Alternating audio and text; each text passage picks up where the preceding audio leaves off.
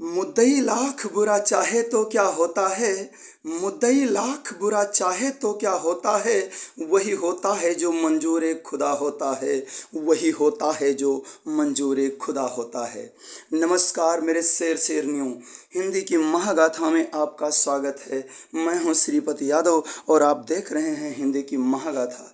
जी हां, आप लोगों का इंतज़ार खत्म। कक्षा 12 यूपी बोर्ड परीक्षा के लिए मॉडल पेपर, सामान्य हिंदी का मॉडल पेपर लेकर के आपके सामने एक बार फिर से हम उपस्थित हुए हैं। जी हाँ, आज पेपर आपके सामने नागिन डांस करेगा। जी हाँ, इसको अपनी मुट्ठी से फिसलने नहीं देंगे। अपनी पूरी ताकत के साथ आप लोग लग जाइए। आप लोगों के लिए कुल समय है 3 घंटे 15 मिनट का और 100 नंबर का प्रश्न पत्र आप लोगों को धुआं धुआं कर देना है। जी हाँ, आप लोगों के लिए आपका पहला प्रश्न, शिक्षा का उद्देश्य निबंध के लेखक हैं। तो जी हाँ, शिक्षा का उद्देश्य निबंध के लेखक कौन हैं? तो इसका सही जवाब है संपूर्णानंद। संपूर्णानंद जी शिक्षा के उद्देश्य निबंध के लेखक हैं।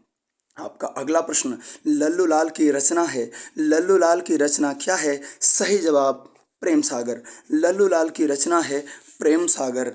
आपका अगला प्रश्न कहता है कि पर्दा कहानी के लेखक कौन हैं? इसका सही जवाब है यशपाल।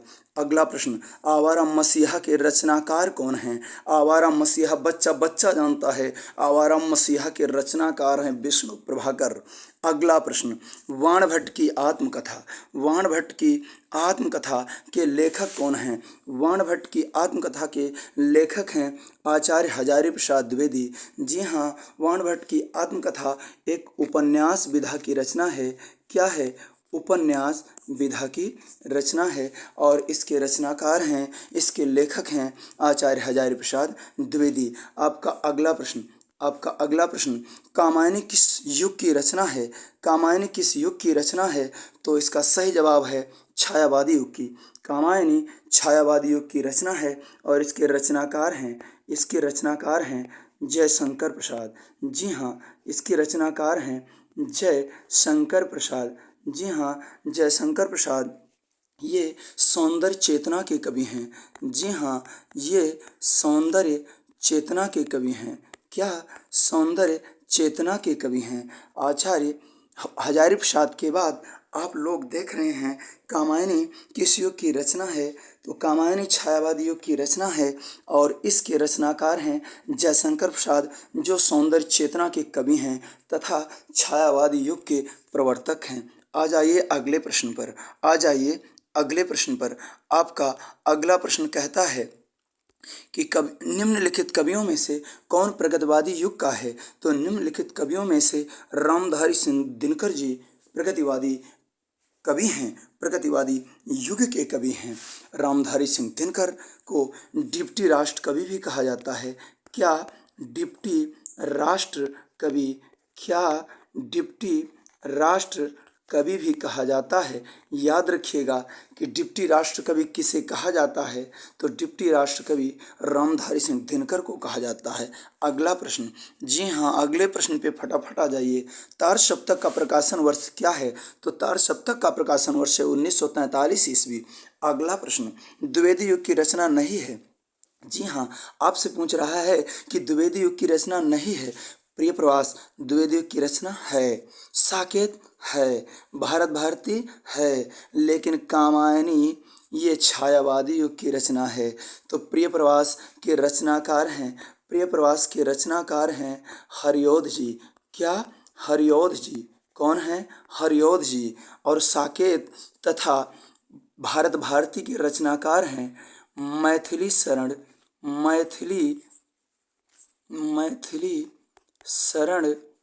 गुप्त जी। क्या? मैथिली शरण गुप्त जी। और कामायनी के लेखक हैं, कामायनी के रचनाकार हैं जयशंकर प्रसाद जी। आपका अगला प्रश्न है कि निम्नलिखित में से कौन सी कृत महाकाव्य नहीं है? आपका सही जवाब होगा कि मामा। ये क्या हुआ? अरे मामा सुन करके आप लोगों को अपने मामा याद आ गए, कंस को। कंस को तो नानी याद आ गई थी और कंस थे श्री कृष्ण के मामा, और आप लोगों को अपने मामा याद आ गए।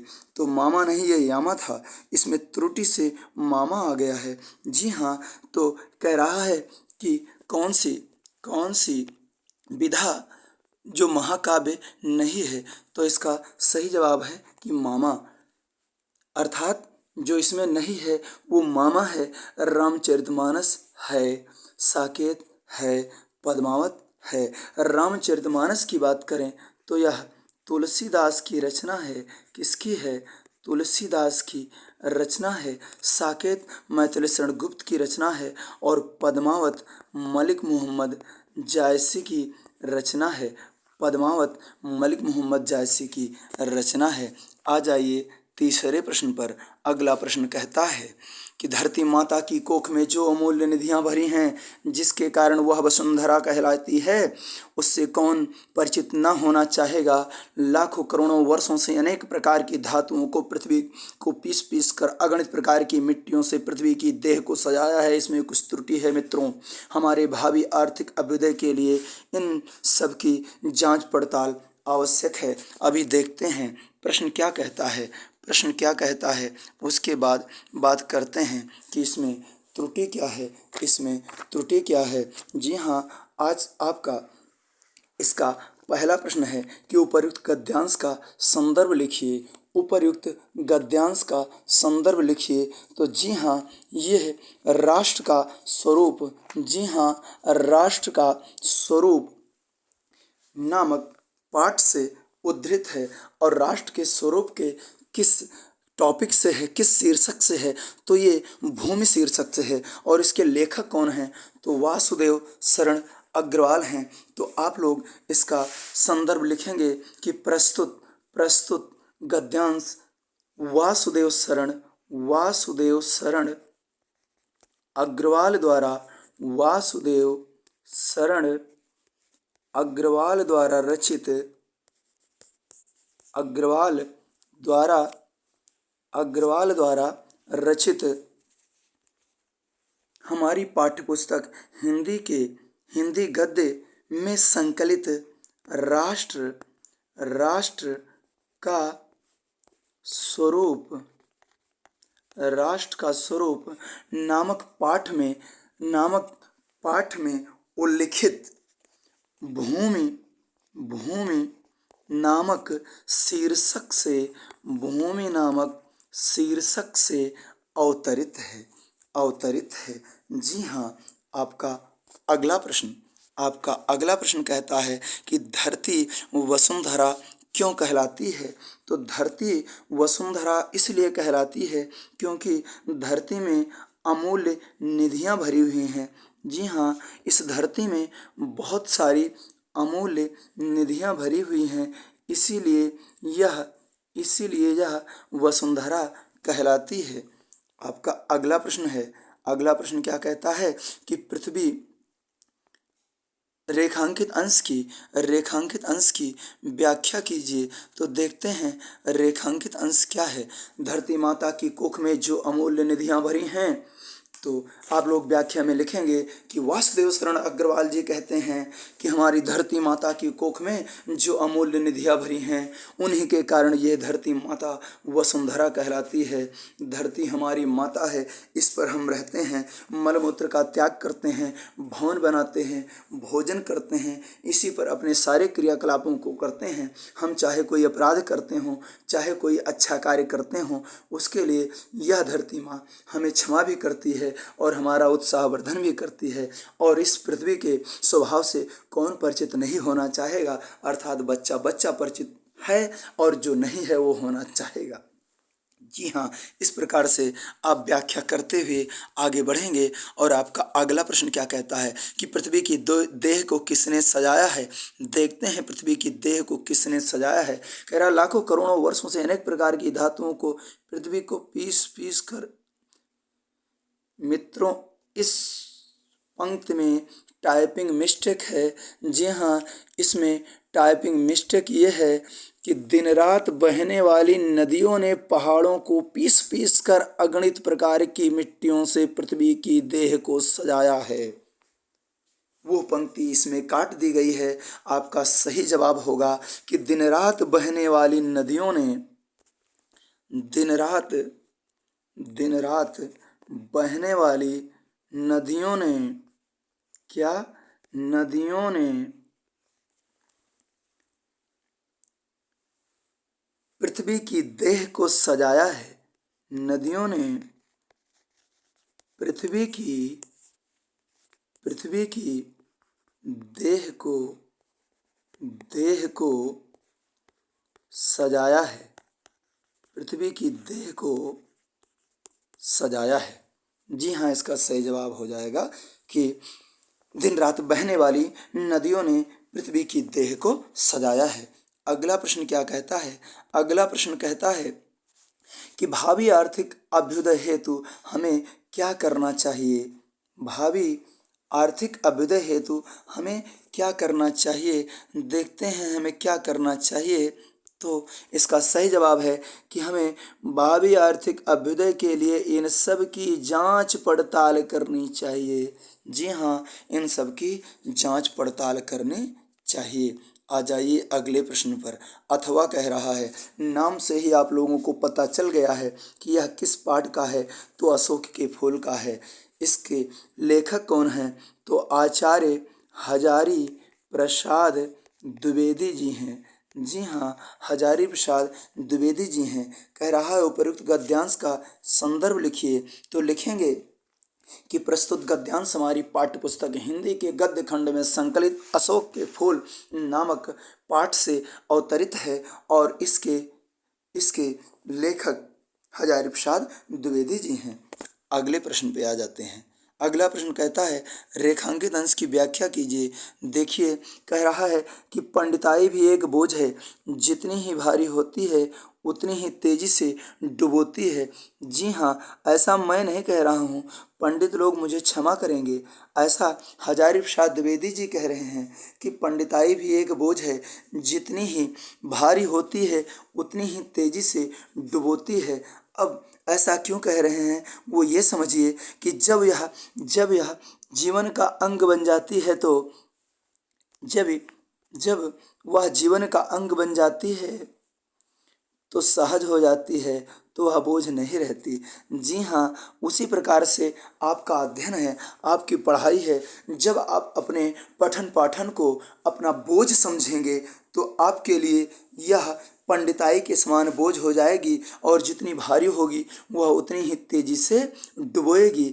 और जो अपने आप को पंडित समझता है उसी के लिए पंडिताई बोझ होती है। जो पंडित नहीं है, पंडित का मतलब जो ज्ञानी नहीं है और वह अपने आप को ज्ञानी मानता है और ज्ञानी मान करके किसी से शास्त्रार्थ करने लगता है, किसी से तर्क वितर्क करने लगता है, तो वह धराशायी हो जाता है। क्योंकि कहा जाता है कि some knowledge the very dangerous, थोड़ा ज्ञान खतरनाक होता है और थोड़े ज्ञान के साथ यदि वह किसी से तर्क वितर्क करता है, शास्त्रार्थ करता है, तो वो धराशायी हो जाता है और मुंह के बल गिर जाता है और उसका सब आत्मविश्वास चूर चूर हो जाता है। आपका अगला प्रश्न क्या कहता है कि लेखक क्यों कहता है कि उदास होना बेकार है? जी हाँ, लेखक क्यों कहता है, देखते हैं लेखक क्यों कहता है कि उदास होना बेकार है। कह रहा है कि अशोक का फूल उसी मस्ती में है। तो बिल्कुल पुराने चित्र से इसे देखने वाला उदास होता है। अगर कोई इसको पुराने चित्र से देखता है, सॉरी, इसमें कुछ त्रुटियां हैं, पुराने चित्र से, पुराने समय से होना चाहिए था चित्र दिया गया है, से इसे देखने वाला उदास हो जाता है। क्योंकि पहले इस अशोक के पुष्प की बड़ी पूंछ हुआ करती थी। बड़ी पूंछ का मतलब सब लोग इसको मानते थे। मैं सींग और पूंछ वाली पूंछ की बात नहीं कर रहा हूँ। बड़ी पूंछ का मतलब है कि सब लोग इसको याद करते थे, इसका सम्मान करते थे, हर तरफ इसका गुणगान होता था। लेकिन आज गुणगान नहीं हो रहा है। लेकिन आगे देखेंगे क्या कह रहा है कि अशोक का कुछ नहीं बिगड़ा, कितनी मस्ती में झूम रहा है। कालिदास इसका रस ले सके थे अपने ढंग से, मैं भी ले सकता हूँ अपने ढंग से और आप भी ले सकते हैं अपने ढंग से। इसलिए उदास होना बेकार है। और आप लोग भी उदास मत होइए, दुखी मत होइए। क्यों? क्योंकि दुख न करो चिंता न करो ये यूं ही आते जाते हैं। दुख न करो चिंता न करो ये यूं ही आते जाते हैं। और फूल सदा कांटों पे खिले सेजों पर मुरझा जाते हैं। फूल सदा कांटों पे खिले सेजों पर मुरझा जाते हैं। इसलिए उदास होना बेकार है। आप लोग भी मत उदास होइए, क्योंकि अशोक का फूल भी उदास नहीं हो रहा है। गद्यांश का भाव स्पष्ट कीजिए।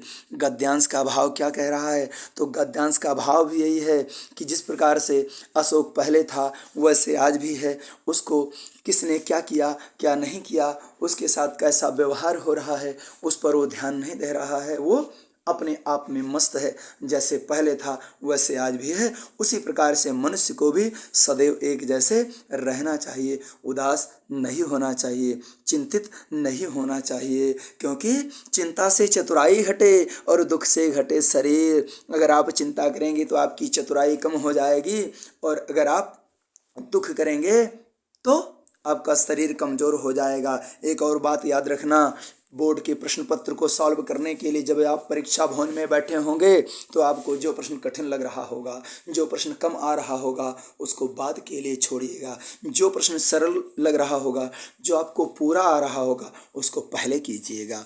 आ जाइए अगले प्रश्न पर। अगला प्रश्न क्या कहता है? गद्यांश का भाव स्पष्ट कीजिए। ये हो गया है। अगला कह रहा है कि गद्यांश की भाषा शैली की विशेषताएं बताइए। जी हाँ, गद्यांश की भाषा शैली की विशेषताएं बताइए। आपने ऊपर पढ़ लिया कि गद्यांश का भाव स्पष्ट कीजिए।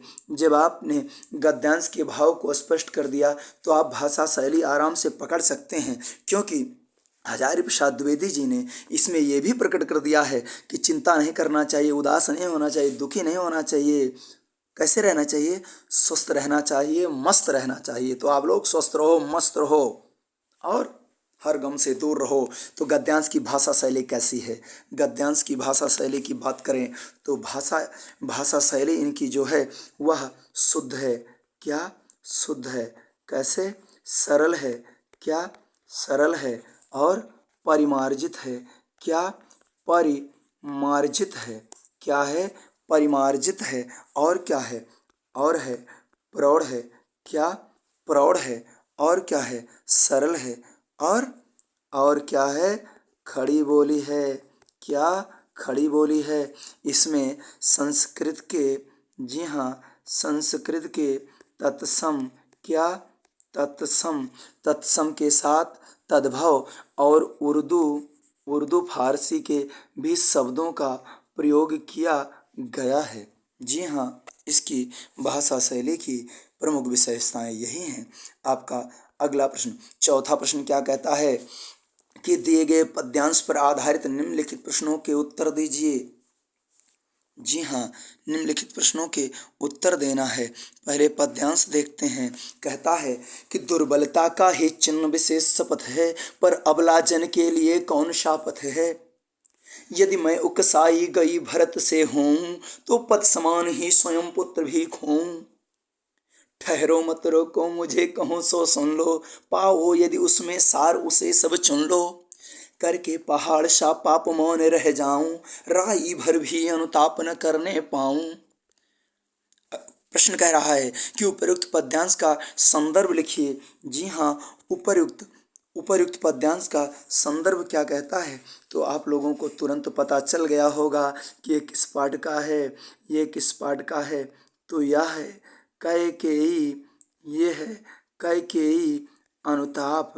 कैकेयी अनुताप क्या है? कैकेयी अनुताप का है। और इसके रचनाकार कौन हैं? तो इसके रचनाकार हैं मैथिली शरण गुप्त। क्या? मैथिली शरण गुप्त। इसके रचनाकार हैं मैथिली शरण गुप्त। और उनके किस रचना से है? तो उनके साकेत महाकाव्य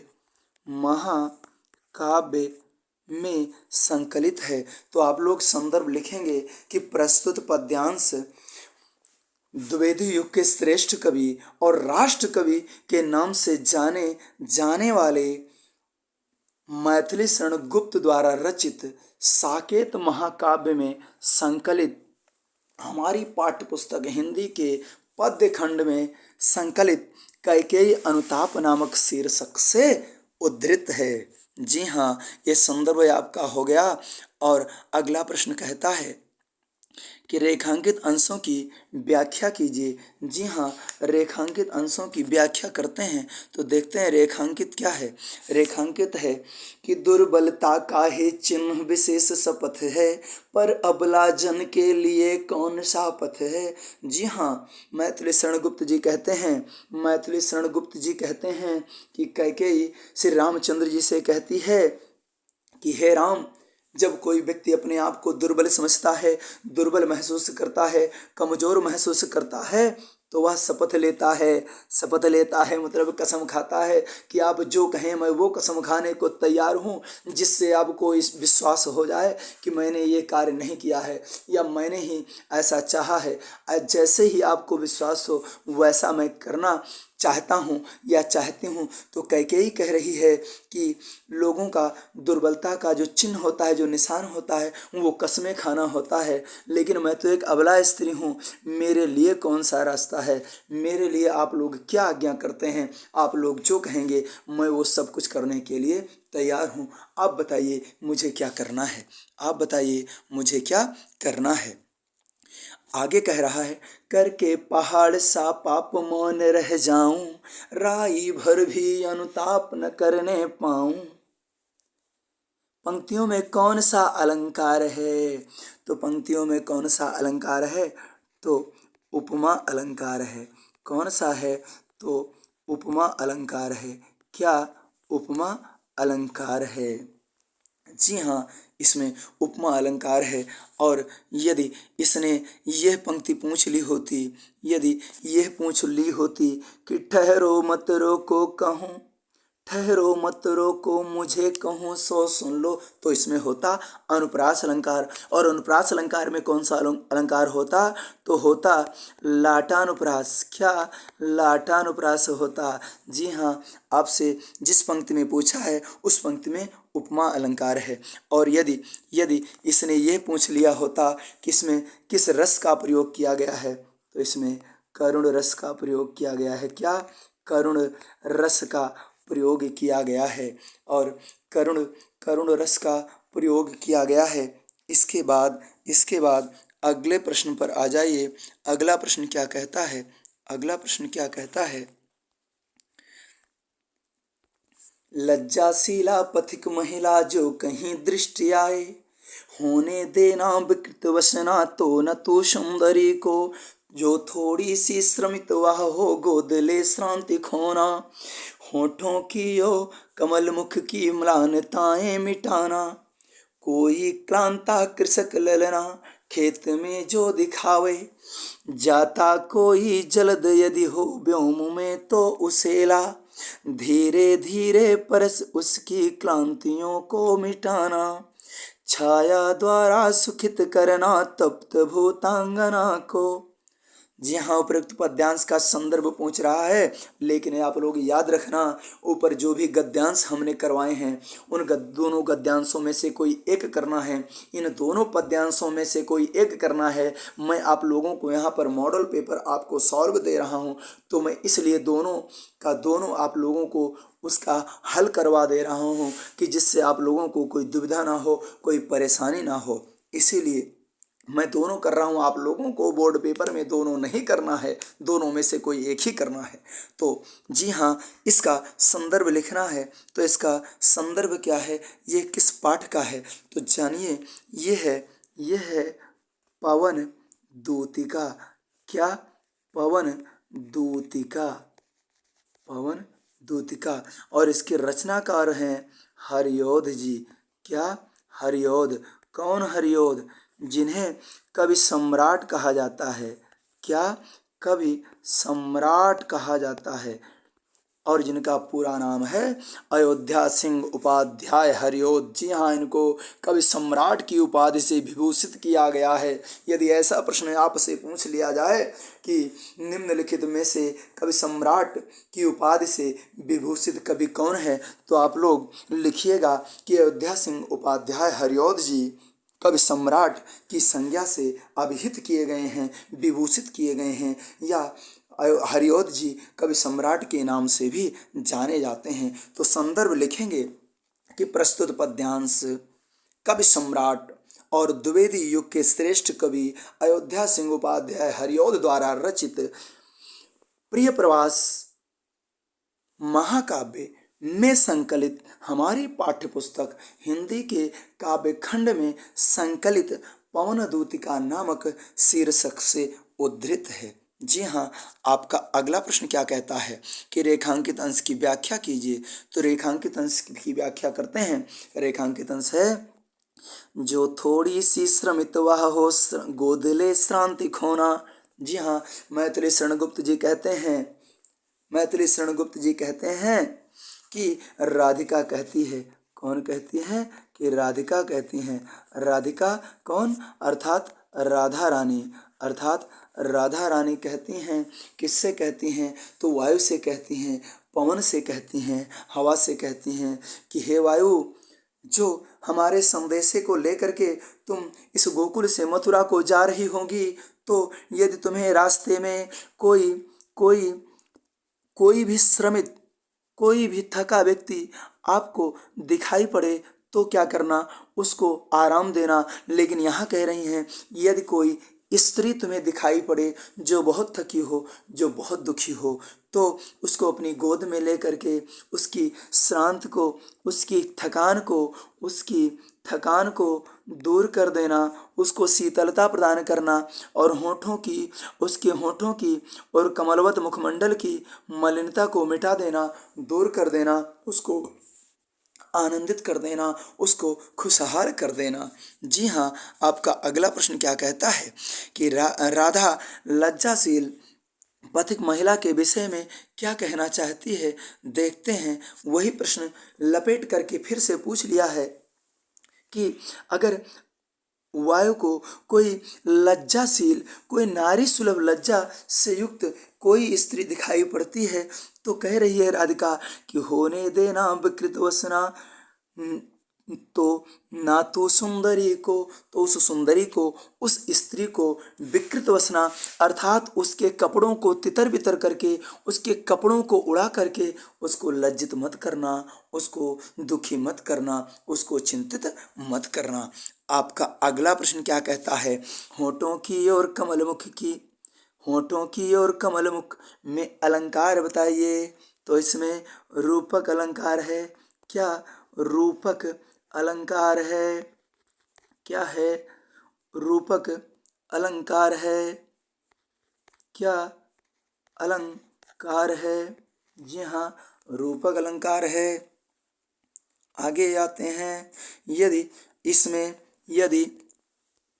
इसमें रस पूछ लिया होता, रस अगर पूछ लिया होता तो आपको लिखना था क्या कि वियोग श्रृंगार रस है। याद रखना, यदि आपसे छंद पूछ लेगा तो छंद में लिखना जरूरी नहीं है कि यही प्रश्न पूछे, वहाँ पर आपसे रस भी पूछ सकता है, छंद भी पूछ सकता है, अलंकार भी पूछ सकता है। तो अगर आपसे छंद पूछेगा तो आप लोग लिखिएगा मंदा क्रांता। क्या मंदा क्रांता छंद है? क्या है? मंदा क्रांता छंद का प्रयोग किया है अयोध्या सिंह उपाध्याय हरिऔध जी ने। और इसके साथ साथ इन्होंने खड़ी बोली का प्रयोग किया है। अगला प्रश्न कहता है कि जलद और कृषक ललना का अर्थ बताइए। तो जलद मीन्स होता है बादल। क्या? बादल। जलद मीन्स होता है बादल। क्या? बादल। और कृषक ललना का अर्थ क्या होता है? एक कृषक की स्त्री। क्या? कृषक की स्त्री या किसान की स्त्री। अगले प्रश्न पर आ जाते हैं कि निम्नलिखित में से किसी एक लेखक का साहित्यिक परिचय देते हुए उनकी प्रमुख रचना का उल्लेख कीजिए। जी हाँ, याद रखिए, आप लोगों को हजारी प्रसाद द्विवेदी, APJ अब्दुल कलाम, वासुदेव शरण अग्रवाल, इन तीनों में से किसी एक का ही आप लोगों को जीवन परिचय लिखना है तो आप लोग इन तीनों में से किसी एक का जीवन परिचय लिखते हुए आगे बढ़ जाएंगे। इस प्रश्न को सॉल्व कराने में समय ज़्यादा लगेगा, इसलिए इस प्रश्न को छोड़ते हुए हम आगे बढ़ते हैं। आप लोग इस व्याख्यात्मक प्रश्न को स्वयं से कर लीजिएगा। आ जाते हैं अगले प्रश्न पर। अगला प्रश्न कहता है कि निम्नलिखित में से किसी एक कवि का साहित्यिक परिचय देते हुए उनकी प्रमुख कृतियों पर प्रकाश डालिए। तो जैसे है मैथिली शरण गुप्त, सुमित्रानंदन पंत, रामधारी सिंह दिनकर, इन तीनों में से किसी एक का साहित्यिक परिचय देना है। जी हाँ, अगर आपको साहित्यिक परिचय देना है तो आप लोगों को साहित्यिक परिचय देते समय इसका ख्याल रखना है कि इन्होंने साहित्य में जो स्थान प्राप्त किया है वो आप लोगों को प्रकट करना है। जैसे मैथिली शरण गुप्त जी राष्ट्र कवि कहे जाते हैं। क्या राष्ट्र कवि कहे जाते हैं? तो आप लोग उसमें लिखेंगे कि इनको राष्ट्र कवि की उपाधि दी गई है और उन्होंने अनेक महत्वपूर्ण रचनाएं लिखी हैं। जैसे जैसे साकेत जैसे साकेत, भारत भारती, क्या भारत भारती, भारत भारती और अनघ, प्रदक्षिणा, सिद्धराज, मेघनाद वध, इस प्रकार की महत्वपूर्ण रचनाओं को रचा है तथा इन्होंने नारियों के प्रति सम्मान की भावना को अपने हृदय में स्थान दिया है। इन्होंने नारियों के प्रति सम्मान प्रकट करने वाली पंक्तियों को प्रकट करते हुए कहा है और इन पंक्तियों को आप लोग साहित्यिक परिचय में प्रकट जरूर कीजिएगा कि राष्ट्रकवि मैथिली शरण गुप्त जी ने क्या लिखा है। अबला जीवन है तुम्हारी यही कहानी, आंचल में है दूध और आंखों में पानी।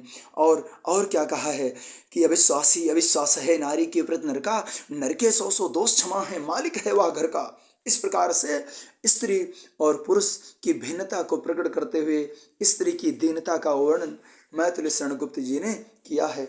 और अभी भी आप लोगों ने इस कैकेयी अनुताप में भी अध्ययन किया है कि माता न को माता, पुत्र को पुत्र भले ही।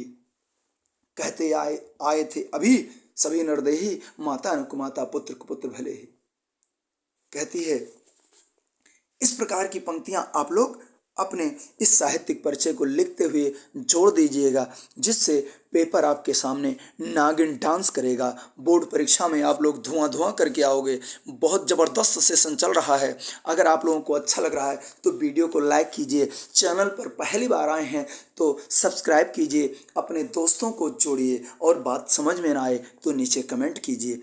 अगर आपको सुमित्रानंदन पंत की बात करनी है, सुमित्रानंदन पंत का साहित्यिक परिचय देना है तो आप लोग लिखेंगे कि सुमित्रानंदन पंत प्रकृति के, जी हाँ, सुमित्रानंदन पंत प्रकृति के सुकुमार कवि हैं। क्या प्रकृति के सुकुमार कवि हैं या प्रकृति के कौशेय कवि हैं? और इन्होंने प्रकृति का बड़ा ही सुरम्य वर्णन किया है। इनकी प्रमुख रचनाएं हैं चिदंबरा, क्या चिदंबरा, लोकायतन, क्या लोकायतन, जी हाँ, लोकायतन, कला और बूढ़ा चांद, क्या कला और बूढ़ा बूढ़ा चांद, इस प्रकार की रचनाएं हैं। अब फिर साहित्यिक परिचय में इस प्रकार से लिखेंगे कि चिदंबरा पर सुमित्रानंदन पंत जी को हिंदी का प्रथम ज्ञानपीठ पुरस्कार मिला। लोकायतन पर सोवियत लैंड नेहरू पुरस्कार मिला और कला और बूढ़ा चांद पर साहित्य अकादमी पुरस्कार मिला। जी हाँ, इस प्रकार से साहित्यिक परिचय आप लोग लिखेंगे तो निश्चित है आप लोग 100 में 100 लेके आएंगे। जितना आप चाहते हैं वो आपकी मनोकामना जरूर पूरी होगी। आपके माता पिता का सपना साकार होगा। बोर्ड परीक्षा में आप डंका बजाएंगे, अपना परचम लहराएंगे। जी हाँ, इस प्रकार की पंक्तियों को आप लोग लिखेंगे और इनकी प्रमुख पंक्तियों को जरूर लिखिएगा। आपके ही सिलेबस में इन्होंने बापू के प्रति लिखा है, तुम मांसहीन, तुम रक्तहीन, हे अस्तेश तुम अस्थिहीन। इस प्रकार की पंक्तियों को आप लोग अपने इस साहित्यिक परिचय में स्थान दीजिएगा। सुमित्रानंदन पंत जी ने आगे ये भी कहा है कि वियोगी होगा पहला कवि आह से उपजा होगा गान, वियोगी होगा पहला कवि आह से उपजा होगा गान, उमड़ कर आंखों से चुपचाप बही होगी कविता अनजान, बही होगी कविता अनजान। इस प्रकार की पंक्तियों को जोड़ते हुए आप लोग इनके साहित्यिक परिचय को लिखते हुए आगे बढ़ जाएंगे, निश्चित है सफलता आपका कदम चूमेगी। अगला, अगर आप लोगों को रामधारी सिंह दिनकर के बारे में लिखना है तो आप लोग लिखोगे कि रामधारी सिंह दिनकर डिप्टी राष्ट्र कवि हैं। क्या? डिप्टी राष्ट्र कवि हैं। जी हाँ, डिप्टी राष्ट्र कवि हैं। इनको डिप्टी राष्ट्र कवि कहा गया है। क्यों कहा गया? इनकी रचना थी रेणुका। क्या? रेणुका। रेणुका रचना लिखने के कारण रामधारी सिंह दिनकर को डिप्टी राष्ट्र कवि की संज्ञा प्रदान की गई। जी हाँ, ये प्रगतिवादी कवि हैं। क्या हैं? तो प्रगतिवादी कवि हैं। इनके हृदय में शोषण करने वालों के प्रति नफरत थी और शोषितों के प्रति सहानुभूति थी। इनके हृदय में भारतीय जनता के प्रति प्रेम अनुराग कूट कूट कर भरा है और शोषित वर्ग के लिए नफरत भरी है। जी हाँ, इन्होंने ऐसे लोगों को चिन्हित करते हुए और भारत की लाचारी का वर्णन करते हुए कहा था, क्या कहा था इन्होंने? स्वानों को मिलते दूध वस्त्र भूखे बच्चे ये कुलाते हैं, माँ की छाती से चिपक ठिठुर जाड़े की रात बिताते हैं, मीर मालिक तब तेल फुलेलों पर पानी सा द्रव्य बहाते हैं। और कहा था कि ऋण शोधन के लिए दूध घी बेच बेच जोड़ेंगे, ऋण शोधन के लिए दूध घी बेच बेच धन जोड़ेंगे, बूंद बूंद बेचेंगे अपने लिए न कुछ छोड़ेंगे, शिशु मचलेंगे दूध दे जननी उनको बहलाएगी, इतने पर भी धनपतियों की उन पर होगी मार। इस प्रकार की पंक्तियों को आप लोग जोरदार तरीके से लिखिएगा, क्योंकि भारत देश ऐसा है जिसकी विकट स्थिति का वर्णन इन्होंने किया था कि युवती के लज्जा बसन बेच जहाँ ब्याज चुकाए जाते हैं, युवती के लज्जा बसन बेच करके जहाँ पर ब्याज चुकाए जाते हैं। ऐसी ऐसी करुणा से युक्त पंक्तियों को विद्रोहशील परिस्थिति में इन्होंने लिखा था। और इन्होंने श्रृंगारी पंक्तियां भी लिखी हैं। पुर्वा में क्या लिखा है कि युद्ध का आयुध पुरुष जो झेल सकता है, सिंह से बाहें मिलाकर खेल सकता है, सिंह से बाहें मिलाकर खेल सकता है, शस्त्र के रहते हुए निरुपाय हो जाता, शक्ति के रहते हुए असहाय हो जाता और विद्ध हो जाता, सहज मन की मुनयन के बाण से जीत लेती रूप सी नारी उसे मुस्कान से। तो इन्होंने भारत की दुर्दशा का वर्णन भी किया, तो श्रृंगारिकता का वर्णन भी किया, तो वैज्ञानिकता का वर्णन भी किया अभिनव मनुष्य में कि सावधान मनुष्य, यदि विज्ञान है तलवार तो फेंक दे तू इसको तज कर अपनी स्मृतियों के उस पार, क्योंकि हो चुका है सिद्ध तू है अभी शिशु नादान, काट लेगा अंग तीखी है बड़ी यह धार। जी हाँ, इस प्रकार का वर्णन करते हुए आप लोग आगे बढ़ जाएंगे, निश्चित है सफलता आपके कदमों में होगी। और याद रखना, बत्ती जो नहीं जलाता है रोशनी नहीं वह पाता है। आप लोगों को कोशिश करना होगा, ये भी दिनकर ने लिखा था कि खम ठोंक ठेलता है जब नर पर्वत के जाते पांव खड़। इस प्रकार का वर्णन करते हुए आप लोग आगे बढ़ जाएंगे। अगला है बहादुर अथवा पंचलाइट कहानी के उद्देश्य पर प्रकाश डालिए। जी हाँ, दोनों ही कहानी बहुत ही ज़बरदस्त महत्वपूर्ण है।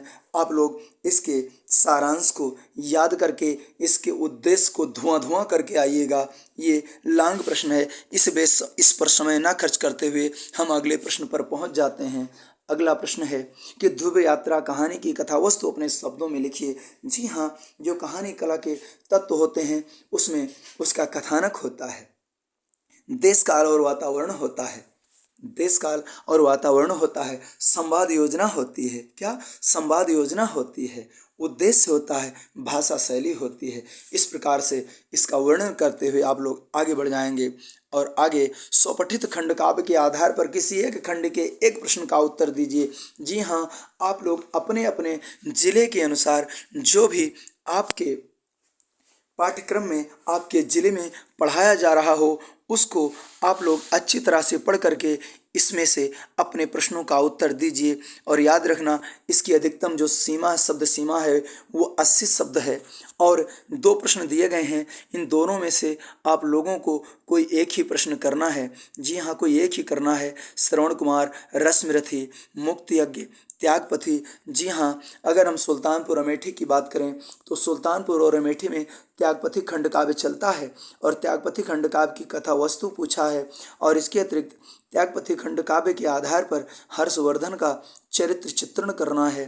तो त्यागपथी खंड काव्य जो है रामेश्वर शुक्ल अंचल द्वारा रचित एक ऐतिहासिक खंड काव्य है। इसमें हर्षवर्धन जो कि प्रभाकर वर्धन के पुत्र हैं, इनके त्याग भावना का वर्णन किया गया है और इन्होंने हर 5वें वर्ष आकर के प्रयागराज में अपना सब कुछ दान करते हुए बड़ा ही सुंदर, जनता को प्रिय लगने वाला शासन बहुत ही लंबे समय तक किया था। तो इनके चरित्र की विशेषताओं में आप लोग महान त्यागी लिखिएगा और भ्रातृ प्रेमी लिखिएगा, बहन के प्रति अनुराग लिखिएगा, मातृ और पितृभक्त लिखिएगा, जनता का सेवक लिखिएगा और त्याग की भावना से ओतप्रोत लिखिएगा। इस प्रकार से आप लोग लिखते हुए आगे बढ़ जाएंगे। 8वां प्रश्न कहता है कि दिए गए संस्कृत गद्यांशों में से किसी एक का ससंदर्भ हिंदी में अनुवाद कीजिए।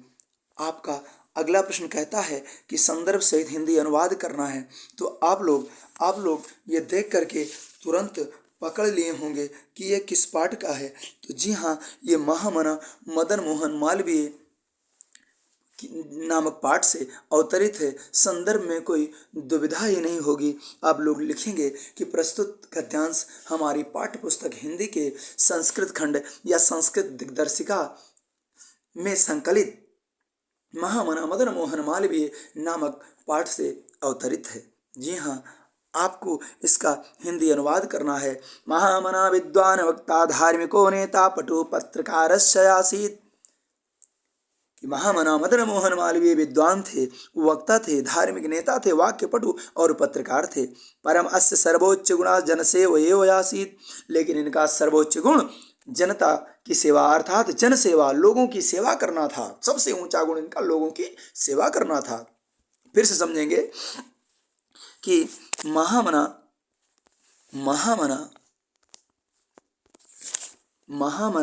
मदन मोहन मालवीय विद्वान, धार्मिक वक्ता, धार्मिक नेता, वाक्यपटु और पत्रकार थे। लेकिन इनका सबसे ऊंचा गुण, सर्वश्रेष्ठ गुण लोगों की सेवा करना था। यत्र कुत्रापि अयं जनान् दुखितान् पीड्यमानांश्च अपश्यत। जहाँ कहीं भी ये लोगों को दुखी और पीड़ित देखते थे, तत्रैव वहीं पर ही सा शीघ्रम एव उपस्थिता सर्वविधम सहायञ्च अकरोत्। ये शीघ्र पहुँच करके, उपस्थित होकर के उसकी सब प्रकार से सहायता करते थे। प्राणी सेव एव अस्य स्वभाव एव आसीत्। प्राणी सेवा ही अर्थात जीवों की सेवा करना ही इनका स्वभाव था।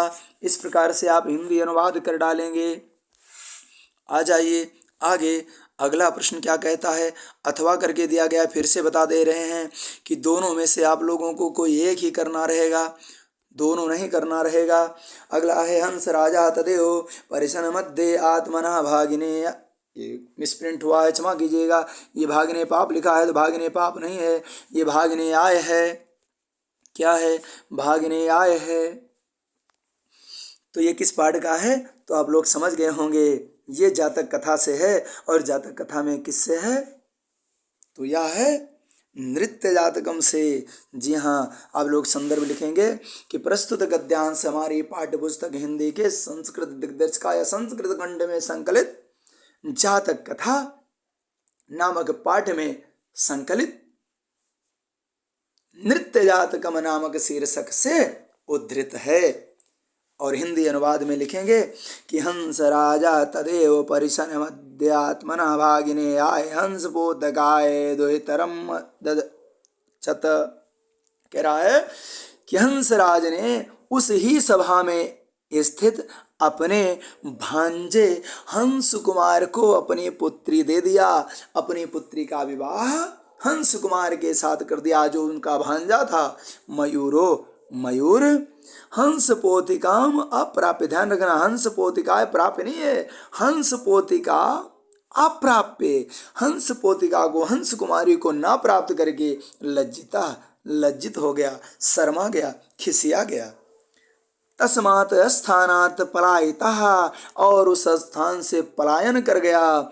हंसराजो अपिहिष्टमानसा स्वागृहम् अगच्छत, और हंसराज और उनका दामाद हंस कुमार दोनों प्रसन्न मन से आनंदित होकर के, और उसकी पत्नी, ये लिखना भूल गया था, मैं आपको बता दे रहा हूं कि जब वो मोर शर्मा करके, खिसिया करके चला गया उस स्थान से, तो हंसराज, उसकी पुत्री, उसका दामाद बड़े ही आनंद के साथ अपने अपने घर चले गए। अगला क्या कहता है, अगला प्रश्न कहता है कि संदर्भ सहित हिंदी अनुवाद कीजिए। ध्यान रखना, इन दोनों में से कोई एक ही करना है, दोनों में से कोई एक ही करना है, दोनों नहीं करना है। क्या कहता है, नामे रोचते भद्रम वहाउलोकस्य अभिषेचनम अक्रुद्धस्य मुखम पश्य कथम क्रुद्धो भविष्यति। किस पाठ का है? तो जी हाँ, ये भी जातक कथा का है, लेकिन जातक कथा का किसका है? ये उलोक जातकम का है। किसका? उलोक जातकम। क्या? उलोक जातकम का है। तो आप लोग लिखेंगे कि प्रस्तुत श्लोक हमारी पाठ्य पुस्तक हिंदी के संस्कृत खंड में संकलित या संस्कृत दिग्दर्शिका खंड में संकलित जातक कथा नामक पाठ में उल्लिखित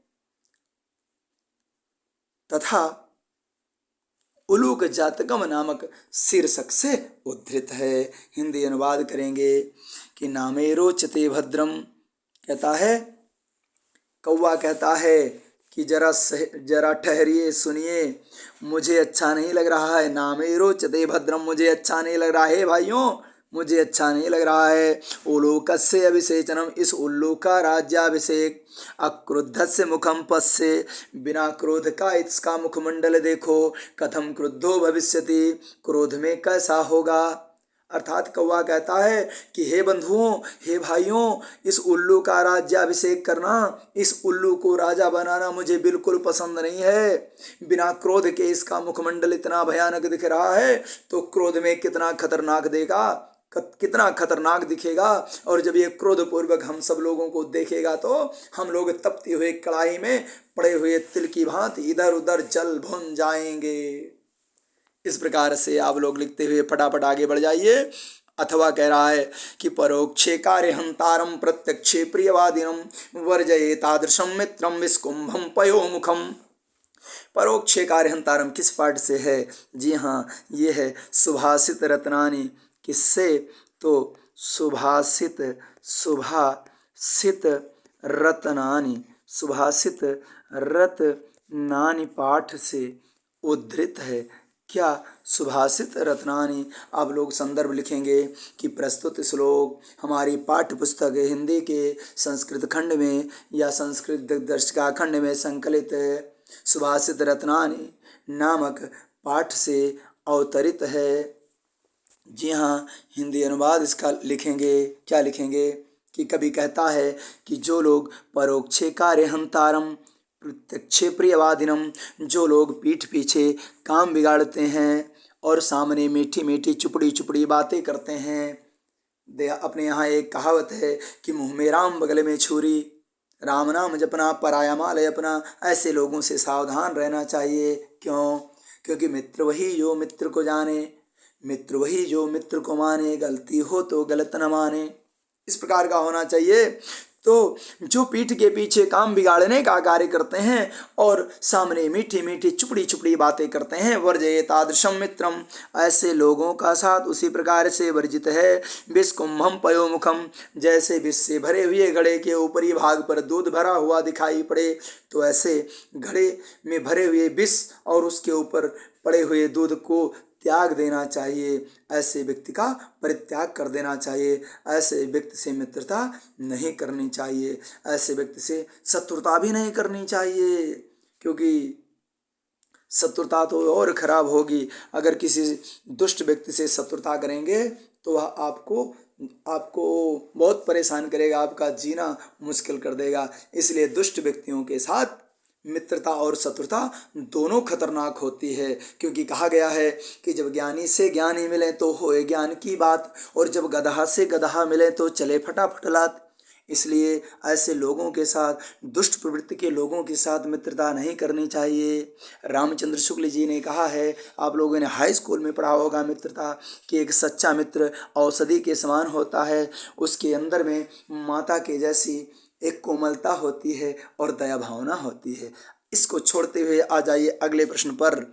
अगला प्रश्न क्या कहता है, 9वां प्रश्न, कि निम्नलिखित मुहावरों में से किसी एक का अर्थ लिखकर वाक्य में प्रयोग कीजिए। जी हाँ, तलवार की धार पर चलना।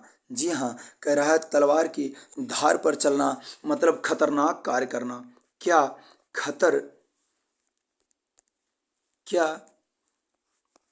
खतरनाक खतरनाक कार्य करना। क्या खतरनाक कार्य करना। तो समुद्र में मछलियां पकड़ना तलवार की धार पर चलने के समान है। अगला है टका सा जवाब देना। ध्यान रखना, कह रहा है कि किसी एक का ही लिखना, आपको सब नहीं लिखना है, किसी एक का ही अर्थ लिख करके वाक्य प्रयोग करना। मैं आपको सब बता रहा हूं, आपको केवल एक ही लिखना होगा।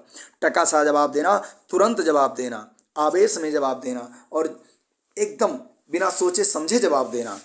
तो वाक्य प्रयोग हो जाएगा कि राजेश ने सुरेश को पैसे मांगने पर टका सा जवाब दे दिया, जाओ नहीं देंगे या हमारे पास नहीं है। बेचारा मुंह ताकता रह गया। आपके साथ भी ऐसा हुआ है क्या? अगर हुआ है तो कमेंट में जरूर लिखना। अगला है कि दाल में काला होना। दाल में काला होना मतलब कुछ गड़बड़ी की आशंका होना, कुछ मामला गड़बड़ है। कि किसी को देखो, कोई कार्य हो रहा है तो किसी कार्य को देख करके गड़बड़ी की आशंका होना जो है वो दाल में काला कहलाता है। अगला है नमक मिर्च लगाना, बढ़ा चढ़ा करके पेश करना। जैसे उदाहरण की बात करें, वाक्य में प्रयोग करें अगर, तो जैसे नारद मुनि देवताओं की बात राक्षसों से और राक्षसों की बात देवताओं से बढ़ा चढ़ा कर कहते थे। ऐसा लगता था कि देवताओं और राक्षसों में नमक मिर्च लगा करके और लड़ाई करवाने का कार्य केवल नारद मुनि ने ले रखा था। आप आगे आ जाइए। जी हाँ, आपका अगला प्रश्न, निम्नलिखित शब्दों के संधि विच्छेद के सही विकल्प का चयन कीजिए। अगर आप लोगों को सेशन अच्छा लग रहा है तो वीडियो को लाइक कीजिए। चैनल पर पहली बार आए हैं तो इसे सब्सक्राइब कीजिए, अपने दोस्तों को शेयर कीजिए, परिवार को बढ़ाइए, अपने दोस्तों को जोड़ लीजिए, उनको उठा के खींच कर लाइए। जी हाँ, तथापि का संधि विच्छेद क्या होगा? तथापि का संधि विच्छेद होगा तथा प्लस अपि। जी हाँ, तथापि का संधि विच्छेद तथा प्लस अपि होगा। संधि कौन सी होगी? तो दीर्घ संधि। क्या? दीर्घ संधि। सूत्र क्या होगा? अकः सवर्णे दीर्घा। क्या? अकः सवर्णे दीर्घा। अकः सवर्णे दीर्घा। जी हाँ, अगला प्रश्न क्या कहता है? फटाफट आगे बढ़ते हैं। परमेश्वर का संधि विच्छेद क्या होगा? परमेश्वर का संधि विच्छेद होगा परम धन ईश्वर। क्या? परम धन ईश्वर। संधि कौन सी होगी? तो गुण संधि। क्या? गुण संधि। क्या? गुण संधि। और इसका सूत्र क्या होगा? तो इसका सूत्र होगा आद गुणः। क्या? आद गुणः। अगला प्रश्न क्या कहता है? गायिका का संधि विच्छेद क्या होगा? जी हाँ, गायिका का संधि विच्छेद क्या होगा? गय धन अकः। क्या? गय धन अकः। और इसमें संधि कौन सी होगी? तो संधि होगी अयादि। क्या? अयादि संधि। क्या होगी? अयादि संधि। सूत्र कौन सा होगा? तो सूत्र होगा एचो अयवा यावः। जी हाँ, एचो अयवा यावः, ये सूत्र होगा आपका। आ जाइए अगले प्रश्न पर। अगला प्रश्न क्या कहता है कि दिए गए निम्नलिखित शब्दों की विभक्ति और वचन बताइए। जी हाँ, आत्मनः में विभक्ति और वचन क्या है? जी हाँ, कह रहा है कि आत्मना में विभक्ति और वचन क्या है? तो इसमें आत्मना में सबसे पहले होता है कि द्वितीया विभक्ति बहुवचन, द्वितीया विभक्ति बहुवचन होता है और पंचमी विभक्ति एक वचन होता है। पंचमी विभक्ति एक वचन होता है। देखते हैं कौन सा आया है। द्वितीया तो नहीं है, पंचमी है, लेकिन पंचमी के साथ बहुवचन है। गलत बात है, पंचमी के साथ बहुवचन नहीं लगाना है, पंचमी के साथ एक वचन लगाना है। जल्दी में वहाँ गड़बड़ करके मत आइएगा, नहीं तो आकर के पछताना पड़ेगा। और फिर अब पछताए हो क्या जब चिड़िया चिग गई खेत? जब चिड़िया आपके खेतों को चुग जाएगी तो क्या पश्चाताप का कोई लाभ होगा? नहीं होगा। इसलिए आगे आइए, नाम नाम में विभक्ति और वचन बताइए। तो इसमें विभक्ति और वचन क्या होगा? विभक्ति वचन क्या होगा? षष्ठी विभक्ति एक वचन नहीं होगा, षष्ठी विभक्ति बहुवचन होगा। जी हाँ, नाम नाम में षष्ठी विभक्ति बहुवचन होगा। आ जाइए अगले प्रश्न पर। आपका अगला प्रश्न क्या कहता है? अगला प्रश्न कहता है कि निम्नलिखित शब्द युग्मों का सही अर्थ चयन करके लिखिए। आपका शब्द युग्म क्या है? वसन और व्यसन। जी हाँ, विवश और व्याकुल गलत जवाब। कवच और भोजन गलत है। वस्त्र और आदत बिल्कुल सही जवाब इसका होगा कि वस्त्र और आदत। अगला प्रश्न क्या कहता है कि विस्तार और अवधि, ये तो उसका ऑप्शन है। अम्बुज, अम्बुज और अम्बोद, इसका बताना है क्या होगा? तो अम्बुज कहते हैं कमल को। जी हाँ, सी ऑप्शन। अम्बुज मीन्स कमल और अम्बुज मीन्स बादल। जी हाँ, सही हो गया आपका। अगला प्रश्न क्या कहता है? फटाफट आ जाइए, फटाफट आ जाइए। अगला प्रश्न है कि निम्नलिखित शब्दों में से किसी एक शब्द के दो अर्थ लिखिए। जी हाँ, आपको मिल गया क्या? अंबर। अंबर के दो अर्थ हैं। दो अर्थ क्या हैं? तो पहला है कपड़ा जो आपने पहन रखा है, चाहे जैसा हो। क्या है? कपड़ा। और दूसरा क्या होगा? अंबर मीन्स आकाश, आकाश या नभ। कपड़ा और नभ। पट, पट का क्या होगा? पट का भी वस्त्र होता है। पट का भी वस्त्र होता है। और क्या होता है? और बराबर होता है। क्या? बराबर। बिल्कुल, आप लोग पेपर बराबर कर दीजिए, एकदम बैलेंस में लाइए। इसको दौड़ा दौड़ा के मारेंगे, मुट्ठी से खिसकने नहीं देंगे। कहाँ जाएगा?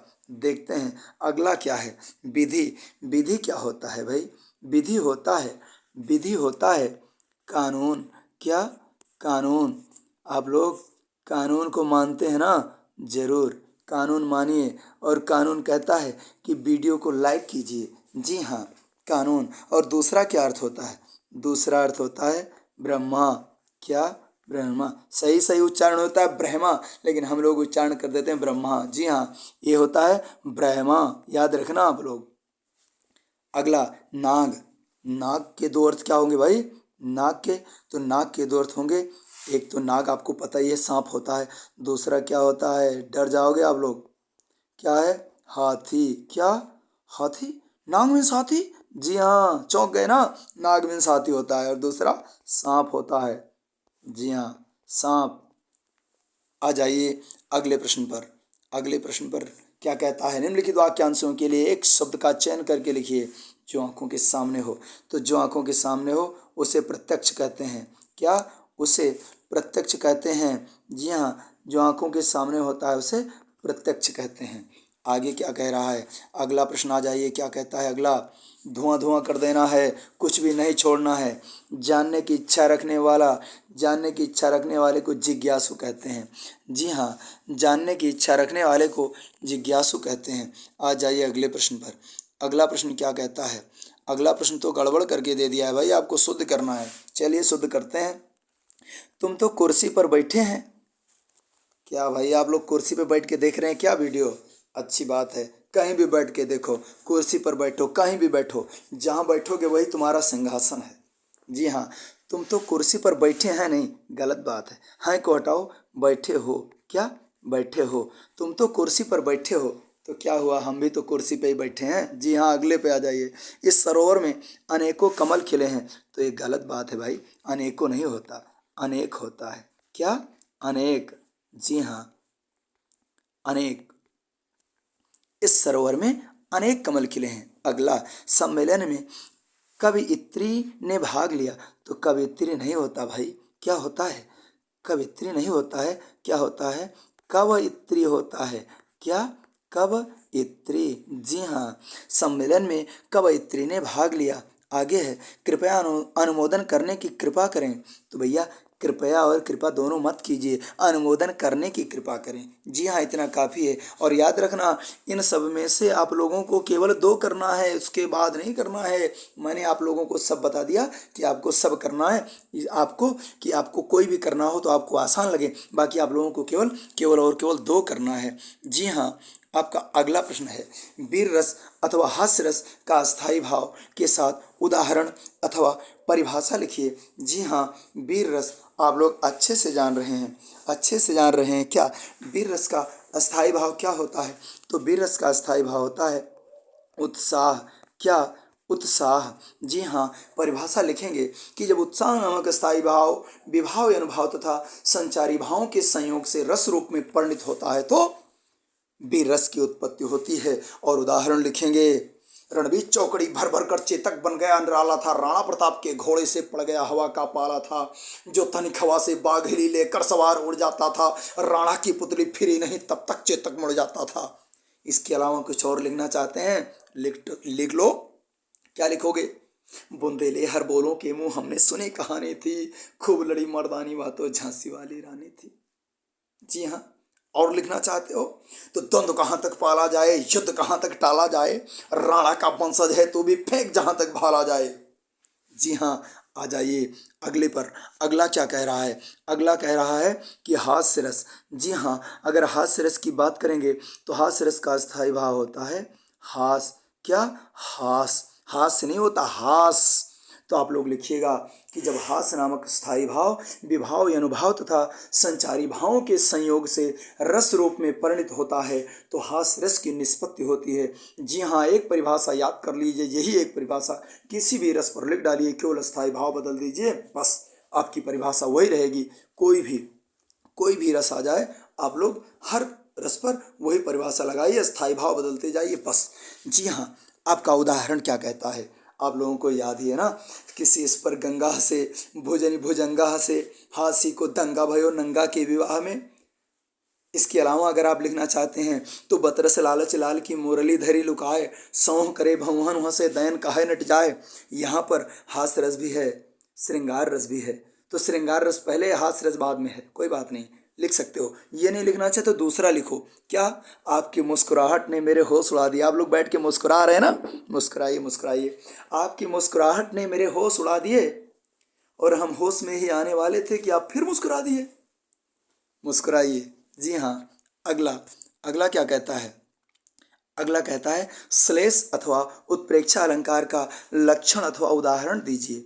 श्लेष अथवा उत्प्रेक्षा अलंकार का लक्षण अथवा उदाहरण दीजिए। दोनों दे देते हैं, क्या दिक्कत है? श्लेष अलंकार क्या कहता है? जहाँ एक शब्द एक बार आए। क्या? एक शब्द एक बार आए और उसके अर्थ भिन्न भिन्न हो। क्या हो? भिन्न भिन्न हो, वहाँ श्लेष अलंकार होता है। और उदाहरण की बात करें तो उदाहरण क्या होगा? जी हाँ, उदाहरण है, आप लोगों को पता है, रही मन पानी राखिए बिन पानी सब सोन पानी गए न उबरे उबरे मोती मानस सोन। याद रखना, पहली पंक्ति में श्लेष नहीं है, दूसरी पंक्ति में है। और दूसरी पंक्ति के पानी का क्या अर्थ है? तो पानी का अर्थ है, अगर मोती की बात करें तो मोती के लिए है चमक। क्या है? चमक। मनुष्य के लिए है लज्जा या शर्म। क्या? लज्जा या शर्म या इज्जत। जी हाँ, अगर चूने की बात करें तो नरमी या पानी, क्योंकि चूने में पानी नहीं रहेगा तो कैसे आप लोग चूना लगाएंगे भाई? हैं? तभी तो लगाएंगे ना। हाँ, और चूने में पानी नहीं रहेगा तो भैया पान कैसे खाएंगे लोग? इसलिए चूने में पानी रहना बहुत ज़रूरी है। अगला क्या कहता है? इसके अलावा अगर आपको कोई और उदाहरण लिखना है तो रहीमन जो गति दीप की कुल कपूत की होए, बारे उजियारो करे बड़े अंधेरो होए। और लिखना चाहो, गुण तेलेत रहीम जन सलिलित कूपते काढ़ी। गुण तेलेत रहीम जन सलिल कूपते काढ़ी, कूपों से कहूँ होत है मन काहू के बाढ़ी। जी हाँ, इस प्रकार से आप लोग श्लेष को लेकर के आ जाइए उत्प्रेक्षा पर। उत्प्रेक्षा अलंकार क्या कहता है?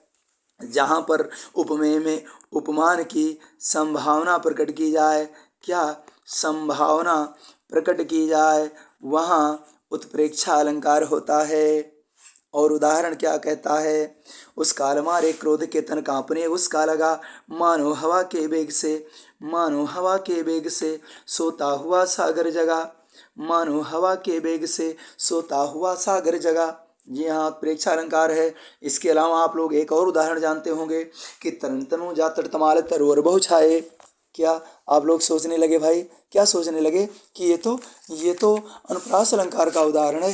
अरे भाई, तो अनुप्रास अलंकार का उदाहरण है तो हम कौन सा मना कर रहे हैं कि अनुप्रास अलंकार का उदाहरण नहीं है, अनुप्रास अलंकार का भी उदाहरण है भाई, तो अच्छी बात है। लेकिन अगली पंक्ति तो सुनिए, अगली पंक्ति में है उत्प्रेक्षा अलंकार, तो अगली पंक्ति में है कि तरन तनु जा तट तमाल तरवर बहु छाए, झुके कुल सो जल पर सनहित मनहु सुहाए। यहाँ पर है उत्प्रेक्षा अलंकार, पहली पंक्ति में अनुप्रास और दूसरी पंक्ति में उत्प्रेक्षा अलंकार है। इसके अलावा अगर आप लिखना चाहें तो चारुचंद्र की चंचल किरणें खेल रही हैं जल थल में, सो चांदनी बिछी हुई है वनी और अंबर तल में, पुलक प्रकट करती है धरती हरित तृणों की नोकों से, मानो झूम रहे हैं तर भी मंद पवन के झोंकों से। यहाँ पर भी उत्प्रेक्षा अलंकार है। जी हाँ, इस प्रकार से आप लोग फटाफट आगे बढ़ जाइए। क्या फटाफट आगे बढ़ जाइए। आपका अगला प्रश्न क्या कहता है, क्या कहता है भाई कि दोहा अथवा सोरठा छंद का मात्रा सहित लक्षण तथा उदाहरण दीजिए। देखते हैं भाई, दोहा, तो दोहा तथा अथवा सोरठा, तो दोहा में भैया, दोहा जो है अर्ध सममात्रिक छंद है। क्या, अर्ध सममात्रिक छंद है। इसमें 4 चरण होते हैं। क्या, 4 चरण होते हैं। इसके पहले और तीसरे चरण में, पहले और तीसरे चरण में 13-13 मात्राएं, क्या 13-13 मात्राएं, तथा दूसरे और चौथे चरण में 11-11 मात्राएं होती हैं। जी हाँ, उदाहरण की बात करें तो उदाहरण है कि मेरी भव बाधा हरो, राधा नागरी सोए, जातन की झाई परे, श्याम हरित दुत होए। जी हाँ, ये हो गया। अगला है कि सोरठा, तो सोरठा अर्ध सम्मात्रिक छंद है। इसमें भी 4 चरण होते हैं, लेकिन उलट जाता है। क्या उलट जाता है कि इसके पहले और तीसरे चरण में, इसके पहले और तीसरे चरण में 13-13 मात्राएं नहीं होती हैं, 11-11 मात्राएं होती हैं। क्या, 11-11 मात्राएं होती हैं। और दूसरे और चौथे चरण में 13-13 मात्राएं होती हैं, या दोहे का उल्टा होता है। और उदाहरण की बात करें तो लिख कर लोहित लेख, डूब गया दिन मड़िया, व्योम सिंधु सखी देख, तारक बुध बुध दे रहा। जी हाँ, हो गया। आगे चलते हैं। ठहर जाइए, जल्दबाजी मत कीजिए। क्यों? क्योंकि इसने कहा है छंद का मात्रा सहित लक्षण उदाहरण दीजिए, तो मात्रा तो नहीं लगाया ना, मात्रा लगा देते हैं। एक में ही सही, लेकिन मात्रा लगाना है। लिखते हैं पहले। जी हाँ, कह रहा है कि मेरी भव बाधा हरो, मेरी भव बाधा हरो, राधा नागरी सोए, राधा नागरी सोए। चलिए मात्रा लगाते हैं भाई। गुरु गुरु गुरु गुरु तो जानते होंगे ना, जहाँ 2 मात्रा होती है गुरु कहते हैं, नहीं तो आप समझेंगे गुरु जी गुरु क्यों कह रहे हैं। हाँ, तो लघु लघु, जहाँ 1 मात्रा होती है उसे लघु कहते हैं। गुरु गुरु, लघु गुरु। जोड़ते हैं, कितना हुआ भाई? 2 4 5 6 2 8 2 10 11 और 2 13। कितना हुआ? 13। दोहे में 13 ही तो होना चाहिए ना, पहले और तीसरे चरण में। दूसरे चरण में देखते हैं भाई, गुरु गुरु गुरु, लघु लघु, गुरु लघु। जोड़ दीजिए, 2 4 6 2 8 2 10 11 हो गया 11। जी हाँ 11 हो गया। अब ऐसे ही आप लोग सोरठा में भी लिख लीजिएगा, मात्रा लगा लीजिएगा। अगला आ जाइए, बैंक में खाता खोलने के लिए बैंक प्रबंधक को आवेदन प्रार्थना पत्र लिखिए। जी हाँ, ये तो हर किसी को आना चाहिए। क्यों आना चाहिए? सोचिए क्यों आना चाहिए। क्योंकि आप लोग इंटर में हो ना, बोर्ड परीक्षा दोगे, पास हो जाओगे, पेपर को धुआं धुआं करके आओगे, फिर नौकरी पा जाओगे, और नौकरी पा जाओगे तो सैलरी क्या हाथ में लोगे? बैंक में ही तो लेनी है ना। इसलिए बैंक के लिए लेटर लिखना बहुत ज़रूरी, सीख लीजिए। चलिए बताते हैं क्या कह रहा है। बैंक में खाता खोलने के लिए लिखिएगा आप लोग, क्या लिखेंगे? सेवा में, सेवा में नीचे आ जाइए अगले लाइन से, श्रीमान, श्रीमान शाखा प्रबंधक महोदय, महोदय।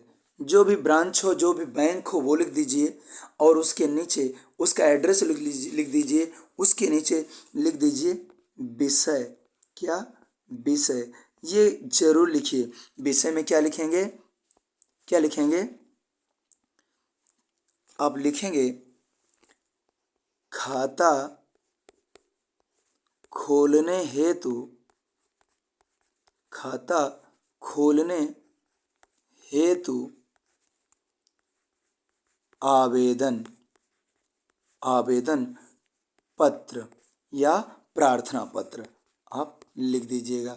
फिर लिखिए अगली लाइन से महोदय या मान्यवर, मान्यवर। फिर अगली लाइन छोड़ करके नीचे से लिखेंगे सबने निवेदन है कि प्रार्थी आपके बैंक में अपना एक खाता खोलना चाहता है, इसलिए आप प्रार्थी को अपने बैंक में एक खाता, एक चाहे बचत खाता खोलना हो आपको, या सामान्य खाता खोलना हो, करंट अकाउंट खोलना हो, जो भी खोलना हो, एक खाता खोलने की आवश्यकता है। अतः श्रीमान जी से विनम्र निवेदन है कि प्रार्थी को अपना खाता खोलने की अनुमति देने की कृपा करें, आपकी महान कृपा होगी। नीचे लिख दीजिएगा, नीचे लिख दीजिएगा प्रार्थी। क्या? प्रार्थी लिख दीजिएगा या भौदीय लिख दीजिएगा। क्या? प्रार्थी या भौदीय लिख दीजिएगा। चाहे प्रार्थी लिखिए या भौदीय लिख करके उसके नीचे अपने अपने सिग्नेचर कर दीजिएगा, हस्ताक्षर कर दीजिएगा, और अपना पता डाल दीजिएगा। नाम के नीचे मोबाइल नंबर डाल दीजिएगा और दिनांक डाल दीजिएगा बाईं तरफ इधर। आ जाइए अगले प्रश्न पर। तो आप लोगों का खाता जरूर खुल जाए भाई, जल्दी से आप लोगों के बैंक अकाउंट में जोरदार तरीके से पैसे आ जाएं, तभी तो आप लोग मानेंगे कि आप लोगों ने जोरदार पढ़ाई की है। अगला प्रश्न अथवा करके आया, याद रखना इन दोनों में से आप लोगों को कोई एक ही करना है, पूरा नहीं करना है कि दोनों कर डालो, एक ही करना है। जी हाँ, देखिए शहर में फैली संक्रामक बीमारी की तरफ जिलाधिकारी का ध्यान आकर्षित करने के लिए आवेदन पत्र या प्रार्थना पत्र लिखिए। जी हाँ, वैसे ही जैसे उधर ऊपर बताया था वैसे ही लिखेंगे। सेवा में श्रीमान जिलाधिकारी महोदय, अपने जिले का नाम लिखिए और अपने प्रदेश का नाम लिखिए, उत्तर प्रदेश। विषय डालिए कि शहर में फैली हुई गंदगी के संदर्भ में। फिर नीचे लिखिए कि मानवर सबने निवेदन है कि हमारे शहर के, हमारे सेक्टर में, जिस सेक्टर में आप रहते हैं या जिस गांव या शहर के जिस गली में आप रहते हैं, लिखिए इस गली में बहुत सारी गंदगी का अंबार लगा हुआ है, जिससे जिससे हर तरफ संक्रामक बीमारी फैल रही है और ये भयावह रूप धारण करती हुई चली जा रही है। अतः श्रीमान जी से निवेदन है कि इस क्षेत्र में किसी सफाई कर्मी को नियुक्त करके इस क्षेत्र की या इस गली की सफाई करवाने की कृपा करें, आपकी महान कृपा होगी। और नीचे अपना नाम लिखिएगा भौदीय, और नीचे अपना पता और मोबाइल नंबर डाल करके बाएं तरफ दिनांक डाल दीजिएगा। बस हो गया काम आपका। आगे आ जाइए, 14 नंबर का प्रश्न कहता है कि निम्नलिखित विषयों में से किसी एक पर अपनी भाषा शैली में निबंध लिखिए। तो निबंध कोई भी लिखना कि देश में बेरोजगारी की समस्या, देश में बेरोजगारी की समस्या, आतंकवाद की समस्या और समाधान, वृक्षारोपण का महत्व, विद्यार्थी और राजनीति, देश की समृद्धि और विकास में समाचार पत्रों की भूमिका। तो आप लोग कोई भी निबंध लिखिएगा, उस निबंध को लिखने से पहले याद रखना कि निबंध कोई भी लिख रहे हो उसकी रूपरेखा जरूर बनाना। क्या? उसकी रूपरेखा जरूर बनाना। और रूपरेखा की पहली हेडिंग क्या होती है? प्रस्तावना। क्या? प्रस्तावना। उसके बाद अंतिम हेडिंग क्या होती है? उपसंहार। क्या? उपसंहार। तो ये जरूर लिखिएगा। इसके बीच में आप अपने निबंध में जो भी हेडिंग डालना चाहते हैं वो डाल देंगे, लेकिन रूपरेखा जरूर लिखिए। रूपरेखा की पहली हेडिंग प्रस्तावना जरूर बनाइए, उपसंहार जरूर बनाइए। जी हाँ, इस प्रकार से आप लोग अपना प्रश्न पत्र सॉल्व करोगे, अच्छा लगेगा। जी हाँ, आप लोगों का ये प्रश्न पत्र समाप्त होता है। आप लोगों को ये सेशन कैसा लगा कमेंट में ज़रूर बताइएगा। वीडियो को लाइक कीजिएगा, चैनल को सब्सक्राइब कीजिएगा, अपने दोस्तों के साथ शेयर कीजिएगा। अब आप लोगों से मिलते हैं एक अगले एपिसोड में, अगला प्रश्न पत्र, अगला मॉडल पेपर लेकर के। तब तक आप लोग स्वस्थ रहिए, मस्त रहिए। महिलाओं और बुजुर्गों का, बच्चों का सम्मान कीजिए। भारत की, देश की तरक्की की ओर ध्यान दीजिए। हर एक राष्ट्र की संपत्ति का सम्मान कीजिए और हिंदी का सम्मान कीजिए। जय हिंद, जय हिंदी, नमस्कार, जय हिंद, वंदे मातरम।